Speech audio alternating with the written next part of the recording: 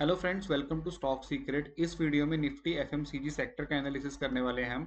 और इसके कुछ हैवीवेट स्टॉक्स का भी हम डिस्कशन करेंगे बिकॉज अभी क्या है ना, इसमें काफ़ी इंटरेस्टिंग चार्ट पैटर्न्स मुझे देखने को मिल रहे हैं। लेकिन सिर्फ चार्ट पैटर्न्स की ही बात नहीं करेंगे, हम सेक्टर का पूरा एनालिसिस करेंगे, फंडामेंटल्स का भी एनालिसिस करेंगे एंड उसके बाद हम टेक्निकल्स पे जाएंगे। तो शुरुआत करते हैं निफ्टी एफएमसीजी सेक्टर की रिपोर्ट की। ये रिपोर्ट जो है स्टॉक सीक्रेट एक्सक्लूसिव है।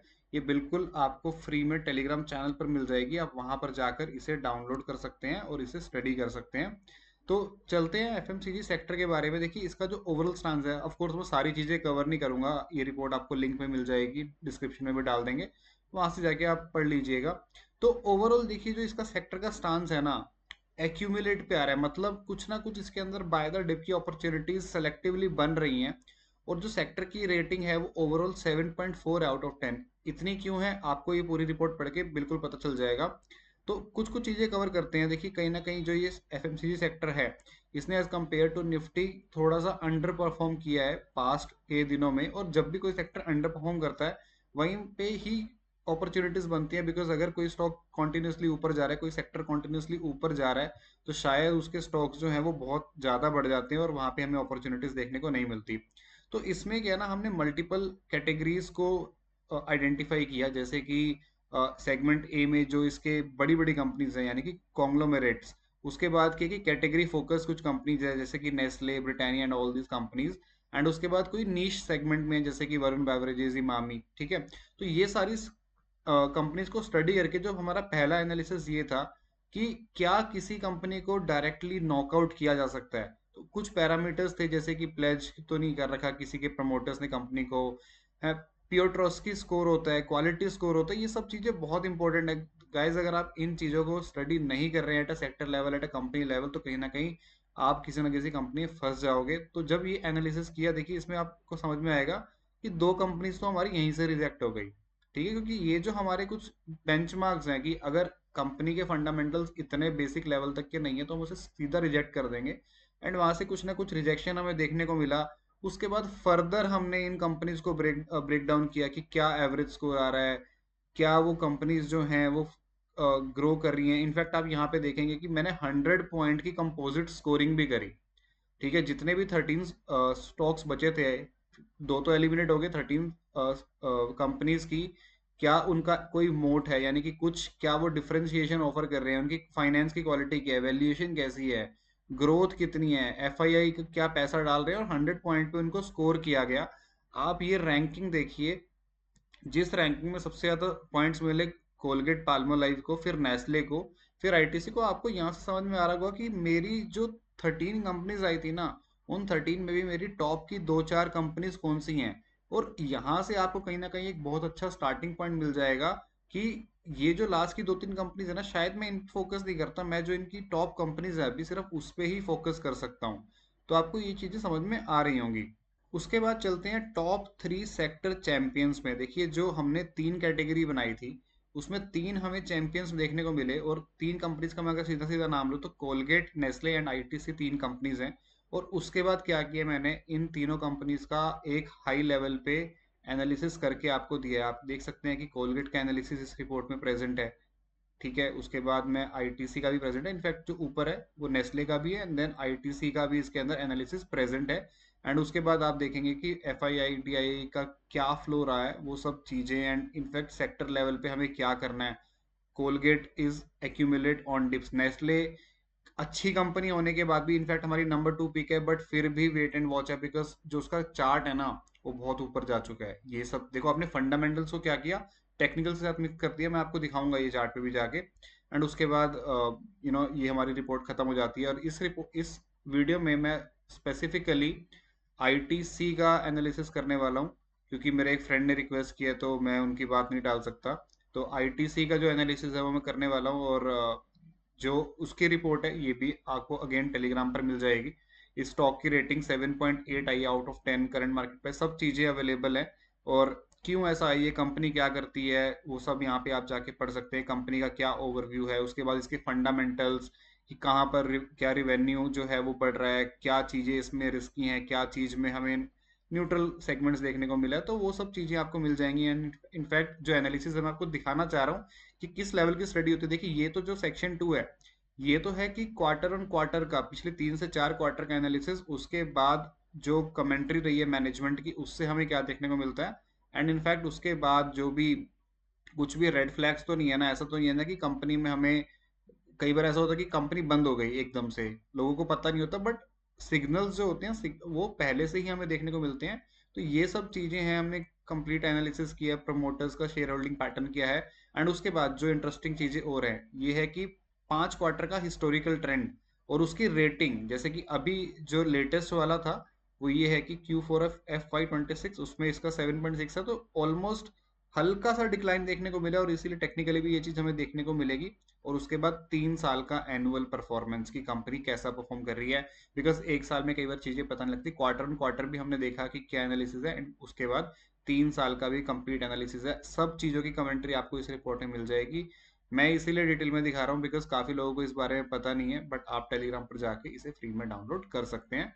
और दूसरी चीज आप ये भी देखेंगे, जब भी ये रिपोर्ट्स हम शेयर करेंगे, उसमें एक बहुत क्रिटिकल सेक्शन है, section 9, which is my personal favourite, क्योंकि इसमें है superior peer switch decision matrix. मतलब मान लीजिए आपने कोई स्टॉक देखा, जैसे कि आईटीसी लिमिटेड देखा, और ये हो सकता है ना कि आप आईटीसी लेने का सोच रहे हैं, लेकिन हो सकता है कि कोई सेम लेवल की कंपनी इससे थोड़ी सी सुपीरियर हो, तो उसका भी हम एनालिसिस कर लेते हैं। जैसे इस बार हमने सोचा कि इसके साथ जो इक्वली कॉम्पिटिटर आ रहा है वो HUL निकल के आ रहा है, यानी कि हिंदुस्तान यूनिलीवर, लेकिन फिर भी जो हमें कहीं ना कहीं बेटर लगा वो आईटीसी ही लगा। तो इस तरीके से कई बार ये होगा कि आपको ऐसी रिपोर्ट्स में ये देखने को मिलेगा कि आप आईटीसी मत लीजिए, आप दूसरी कंपनी में चली जाइए, उसकी आप स्टडी कीजिए, शायद आपको और अच्छे रिजल्ट देखने को मिल जाएं। This is personally my favourite section. उसके बाद वैल्यूएशन की हमने बात कर रखी कि क्या वैल्यूएशन होनी चाहिए, एंड उसके बाद में क्विकली स्क्रॉल करके बहुत इसका फाइनल वर्डिक्ट हमने देख लिया कि क्या फाइनल वर्डिक्ट है। मतलब जितनी भी चीजें हैं, ऐसा नहीं है कि हवा में हम भी कुछ भी चीजें हैं, ये सारे पैरामीटर्स बहुत डिटेल में स्टडी होने के बाद कंप्लीट रिपोर्ट बनाई जाती है। आप इसे चेकआउट डेफिनेटली कर सकते हैं। चलते हैं चार्ट्स पे, स्टार्ट करेंगे निफ्टी एफएमसीजी के चार्ट से। देखिए क्लियरली दिख रहा है कि जो स्टॉक है, मैं ईयरली से चलता हूँ, आपको क्लियरली दिख रहा होगा कि ये एक अच्छी रैली के बाद अभी इसमें करेक्शन देखने को मिल रही है। एंड एक टाइम फ्रेम अगर हम और नीचे जाएं, तो कहीं ना कहीं जो ये करेक्शन है वो थोड़ा सा और डीप हो सकती है, बिकॉज ये जो है ना, आप देखिए यहाँ पे पूरा कंसोलिडेशन हुआ था, उसके बाद एक चांस था ऊपर निकलने का, लेकिन जो ट्रेंड है वो कहीं ना कहीं थोड़ा सा नेगेटिव हो चुका है। तो इजीली ये जो सेक्टर है, थोड़ा सा ये 42,363 तक यहाँ तक इजीली आ सकता है। इसके डिमांड जोन्स भी प्लॉट करेंगे, बट हाँ एक प्रोबेबिलिटी डेफिनेटली है नीचे तक आने की। क्वार्टरली के टाइम फ्रेम पे चलते हैं। देखिए क्वार्टरली के टाइम फ्रेम पे काफी इंटरेस्टिंग पिक्चर है। यहाँ पे पहले इसका एक डिमांड जोन बना था, मैं इसको हाइड करता हूँ थोड़ा सा ताकि आपको समझ में आए। देखिए ये एक डिमांड जोन था, ठीक है, ऐसे वाला, ये उसके अंदर हमें अगली कैंडल से, ये देखिए नीचे आई, एंट्री मिली, और ये ऊपर चला गया, यानी कि ये जो जोन था ये थोड़ा सा टेस्ट हो गया। उसके बाद ये जो लेवल्स हैं, यहाँ पे स्टॉक आया, जो इसका नया डिमांड जोन था, इसको इसने इजीली ब्रेक कर दिया, यानी कि सेलर्स जो थे कहीं ना कहीं स्ट्रांग थे, और उसके बाद अब ये नीचे आ रहा है। तो हम इसमें क्या करते हैं कि लेवल्स प्लॉट करते हैं। क्वार्टरली पे देखिए एक ये लेवल है जिसके अंदर अभी प्राइस आ चुका है, मैं इसको थोड़ा सा डिफरेंट कलर से मार्क कर देता हूँ। एक ये लेवल है क्वार्टरली का, उसके नीचे जो एक लेवल है, बहुत ही शानदार लेवल है ये नीचे वाला, तो एक लेवल ये, एक लेवल ये, एक लेवल के अंदर आ चुका है। एंट्री मिलते ही थोड़ा सा ऊपर भी जाने को मिला, लेकिन कोई ऐसा कन्विंसिंग अप मूव देखने को नहीं मिला।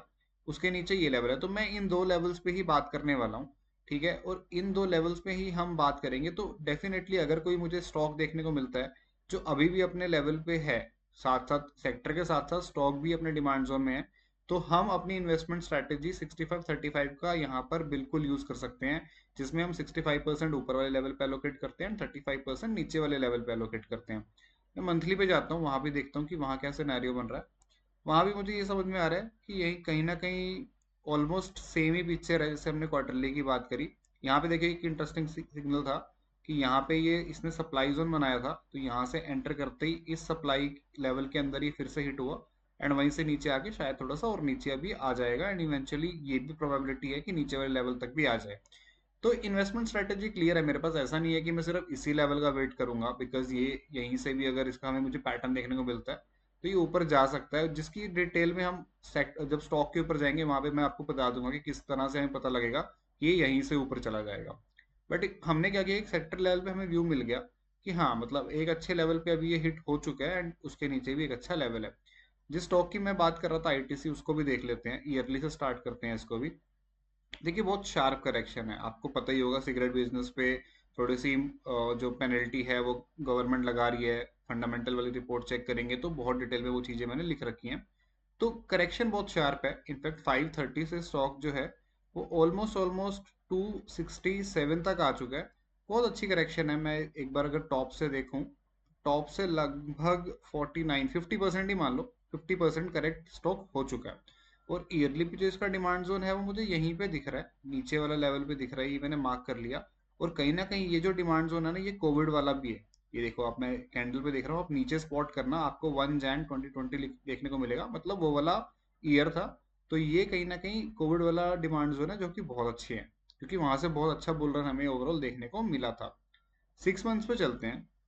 देखिए 6 मंथ्स में भी ना यहीं पे ही कुछ है जो है, यहीं पे है, क्योंकि जब जब ये स्टॉक ऊपर गया था ना, उसके बाद करेक्ट हुआ, तो जो नया बेस बना था, नया ओरिजिन पॉइंट था, वो यही था, और यहीं से ही हमें शानदार अपमूव देखने को मिला था स्टॉक के अंदर।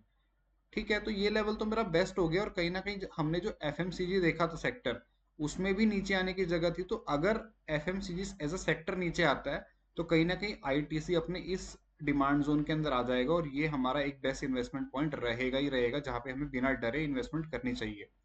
क्वार्टरली पे चलते हैं। देखिए क्वार्टरली में जो पिक्चर है ना इसकी, वो ये है कि अभी यहाँ पे, अब ये एक लेवल है जो थोड़ा सा ट्रिकी है। ठीक है, मैं इसको डायरेक्टली मार्क नहीं कर रहा, बिकॉज मेरा इतना कॉन्फिडेंस अभी है नहीं इस लेवल पे, क्योंकि मुझे ऐसा दिख रहा है कि जो रैली बेस्ड रैली का है, लेकिन क्या इसमें कुछ स्ट्रॉन्ग पॉइंट है, वो मैं एक लेवल और नीचे जाके देखता हूँ। मैं एक लेवल और नीचे चला गया। ठीक है, मुझे ये दिख रहा है कि कहीं ना कहीं ये जो स्ट्रक्चर है ना, ये स्ट्रक्चर अभी थोड़ा सा नेगेटिव ही है। मुझे ये पता है कि मेरा जो सेक्टर है वो डिमांड जोन में आ चुका है। मेरे को अगर मैं क्वार्टरली पे भी एक बार वापस जाके इसको मार्क करूं, तो मैं मार्क कर सकता हूँ, कुछ ना कुछ क्वांटिटी मैं ले सकता हूँ, इसमें कोई हर्ज नहीं है, लेकिन मुझे पूरा कॉन्फिडेंस नहीं आ रहा अभी भी। और मंथली पे जाके ही मुझे ऐसा कुछ नहीं दिखा कि शायद जिसके वो देख के बहुत अच्छी लेवल मान के इन्वेस्ट कर देता। मैं वीकली पे चलता हूँ, एक बार वीकली पे भी देख लेते हैं। वीकली पे मुझे समझ में आ रहा है कि हाँ यार कुछ तो यहाँ पे हुआ था, बिकॉज जब ये एक कंसोलिडेशन थी ना इसके अंदर, ये देखो आप ये देख रहे होगे, ये पूरा कंसोलिडेशन था। इस कंसोलिडेशन को ब्रेक करके स्टॉक यहाँ तक गया, फिर यहीं पे कुछ लेवल बना थोड़ा, और उसके बाद नॉन स्टॉप रैली आई है। तो ये लेवल वीकली पे जाके मुझे क्लियर हो गया कि यार ठीक है, लेवल बुरा नहीं है। और अगर इस लेवल को सेक्टर का सपोर्ट मिलता है तो ये कहीं ना कहीं हमें अच्छा चलता हुआ भी दिख सकता है। ठीक है, तो मैं इसे डिलीट करता हूँ। उसके बाद मैं एक चीज मान सकता हूँ इसके अंदर, देखिए एक कंफर्मेशन का मैं वेट कर सकता हूँ कि यही लेवल पे, यहीं पे, उसमें थोड़ा सा रिस्क बनेगा।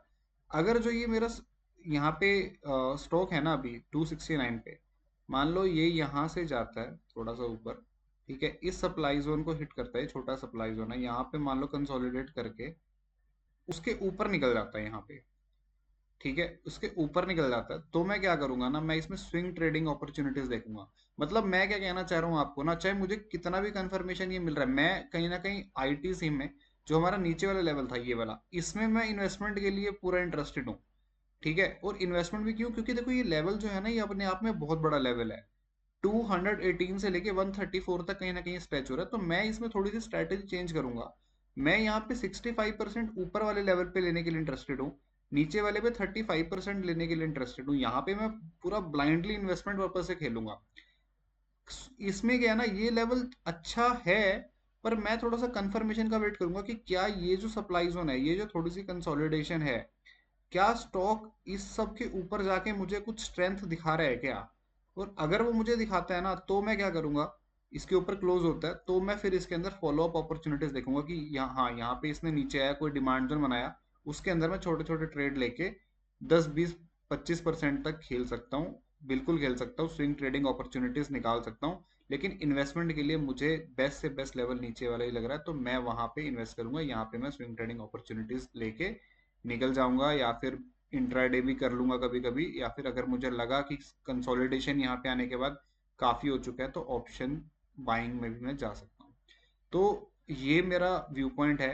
मैंने सेक्टर के बारे में भी डिस्कस कर दिया आपको कि उसमें एक्यूमुलेट ही है, कहीं ना कहीं बाइंग जो है वो ट्रिगर होगी। और आईटीसी जिसमें हमें बहुत अच्छी करेक्शन देखने को मिल रही है, अच्छे लेवल पे है, बट बहुत अच्छा लेवल पे है, बिकॉज हम जो है वो बहुत सारे स्टॉक्स एनालाइज करते हैं। इससे एब्सोल्युटली बेटर हमें इन्वेस्टमेंट अपॉर्चुनिटी मिल सकती है considering the market situation. And इसमें भी हम स्विंग ट्रेडिंग अपॉर्चुनिटीज निकालेंगे रेपिडेटली, एंड उसके बाद जो भी होगा नीचे वाले लेवल तक आएगा वहां इन्वेस्ट कर देंगे, यहाँ पे हम काफी अच्छी स्विंग ट्रेडिंग अपॉर्चुनिटीज देख लेंगे। तो ये मेरा Nifty FMCG sector and ITC पर एक ओपिनियन था। आई होप आपको अच्छा लगा होगा। चैनल को सब्सक्राइब जरूर कीजिएगा अगर आपने नहीं किया है तो। अगली वीडियो में मिलेंगे। Thank you so much.